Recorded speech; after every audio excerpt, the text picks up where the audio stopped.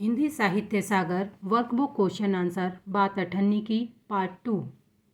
प्रश्न, रमजान कौन है, उसका संक्षिप्त परिचय लिखिए। उत्तर, रमजान जिला मजिस्ट्रेट शेख सलीमुद्दीन के यहाँ चौकीदार था। वह रसीला का पड़ोसी तथा अच्छा दोस्त था। रमजान दयालु, ईमानदार और नेकदिल व्यक्ति था। उसे मनुष्य की परख थी। वह एक जागरूक नागरिक था। प्रश्न, रसीला की आंखें क्यों भर आई? कारण लिखते हुए बताइए कि वह किस परेशानी में था। उत्तर, एक दिन रमजान ने रसीला को उदास देखकर कारण पूछा। पहले तो रसीला छिपाता रहा, फिर रमजान ने सौगंध दी। रसीला ने रमजान का हट देखकर रसीला की आंखें भर आईं। रसीला बोला, उसके घर से खत आया था कि बच्चे बीमार हैं पर रुपए नहीं हैं। मालिक भी पेशगी देने को तैयार नहीं है। वह रुपए का प्रबंध न कर सकने से दुखी था। यही उसकी परेशानी का कारण था।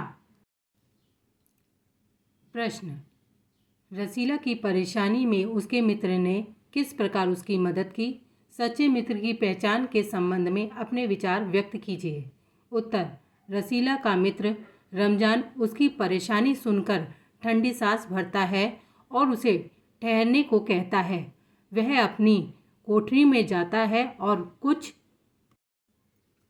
रुपए लेकर रसीला की हथेली में रख देता है।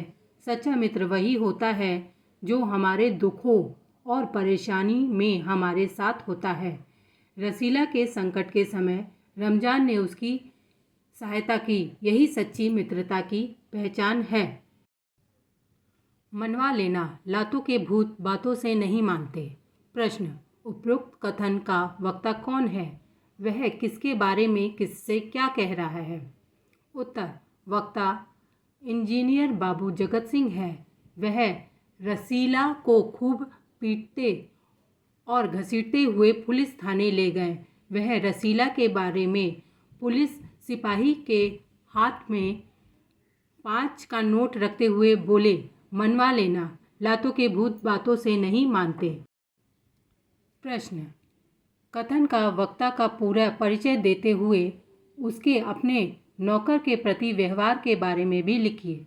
उत्तर, वक्ता बाबू जगत सिंह है, जो बहुत निर्दयी व हृदयहीन है। वह रिश्वतखोर और भ्रष्टाचारी भी हैं। वह लालची, स्वार्थी और क्रोधी स्वभाव के हैं। उन्होंने रसीला द्वारा अठन्नी की चोरी करने पर उसे पिटाई की और घसीटते हुए थाने ले गए। प्रश्न, मनवा लेना किससे व क्यों कहा जा रहा है? मनवाने के लिए वक्ता द्वारा दिए गए प्रलोभन के बारे में भी लिखिए।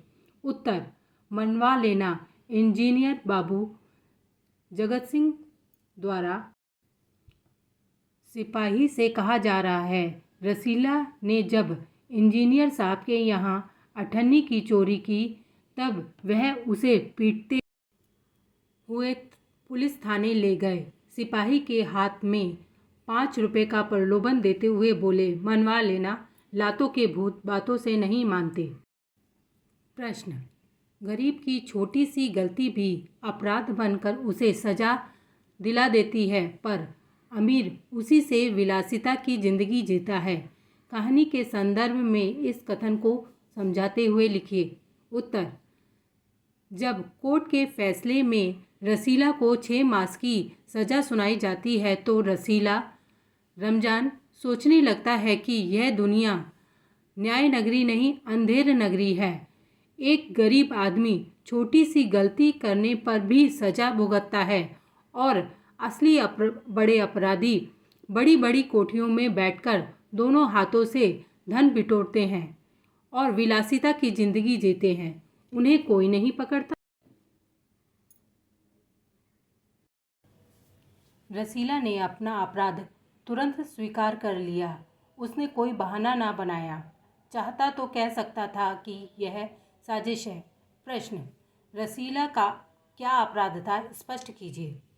उत्तर, रसीला को पैसों की बहुत आवश्यकता थी, इसलिए उसने बाबू जगत सिंह से अठन्नी की हेराफेरी की। उसके साहब ने उसे 5 रुपये की मिठाई लाने को कहा। वह 4.5 रुपये की लाया और अठन्नी की चोरी कर ली। प्रश्न, तुरंत अपराध स्वीकार करने से आप क्या समझते हैं? उसने ऐसा क्यों किया, समझाकर लिखिए। उत्तर, रसीला ने अपना अपराध तुरंत स्वीकार कर लिया क्योंकि वह एक सत्य बोलने वाला, ईमानदार और सीधा इंसान था। चाहता तो झूठ बोलकर बच सकता था, मुकर सकता था, परंतु एक और अपराध करने का साहस न जुटा पाया। उसकी आंखें खुल गई थी। प्रश्न, बहाना बनाने से उसे क्या लाभ मिलता? इस विषय में अपने विचार व्यक्त कीजिए। उत्तर, रसीला ने तुरंत अपना अपराध स्वीकार कर लिया। उसने कोई बहाना ना बनाया। चाहता तो वह कह सकता था कि यह साजिश है, मैं नौकरी नहीं करना चाहता, इसलिए हलवाई से मिलकर मुझे फंसा रहे हैं, परंतु उसने ऐसा नहीं किया और छोटी सी गलती के लिए उसे 6 मास का कारावास सुनाया गया। कहानी को ध्यान में रखते हुए लिखिए कि हमें अपने नौकरों से कैसा व्यवहार करना चाहिए। उत्तर, हमें अपने नौकर के साथ सद्व्यवहार करना चाहिए। हमें उन्हें अपने समान ही समझना चाहिए। वे हमारी दिन रात सेवा करते हैं। हमें उनकी सुख दुख में भागीदार होकर उनके प्रति सहानुभूति बरतनी चाहिए। मान लो एक बार उनसे व्यवस्था में आकर गलती हो गई तो उनके माफ़ी मांगने पर उन्हें क्षमा कर देना चाहिए। रसीला को 6 मास के लिए जेल में डाल दिया, परंतु उसके मालिक ने यह नहीं सोचा कि जो लोग उसके वेतन पर पल रहे हैं उनका क्या होगा। वे तो भूखे ही रह जाएंगे। यह वही रुमाल था जिसमें एक दिन पहले किसी ने 1000 रुपये बांध कर दिए थे। प्रश्न, यह वही रुमाल से क्या आशय है? रुमाल किसके पास था?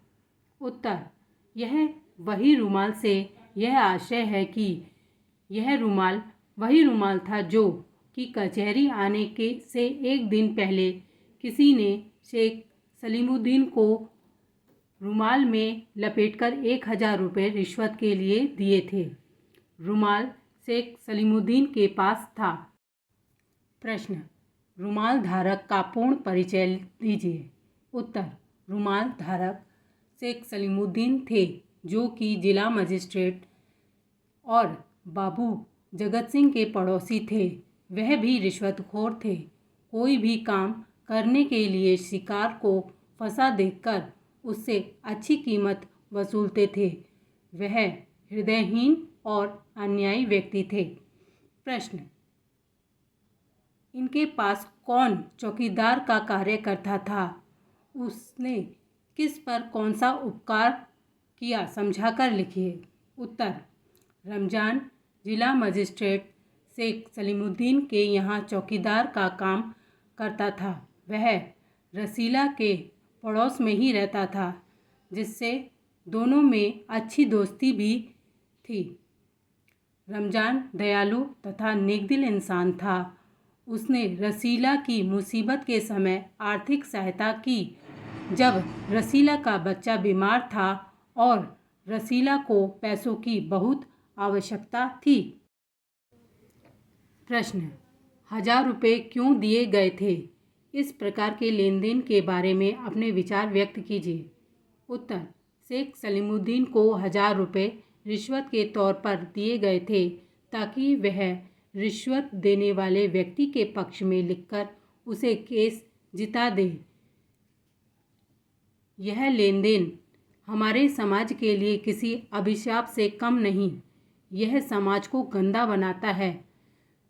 जज अगर रिश्वत लेकर कार्य करने लगेंगे तो समाज में निर्दोष और गरीब व्यक्ति को न्याय नहीं मिलेगा।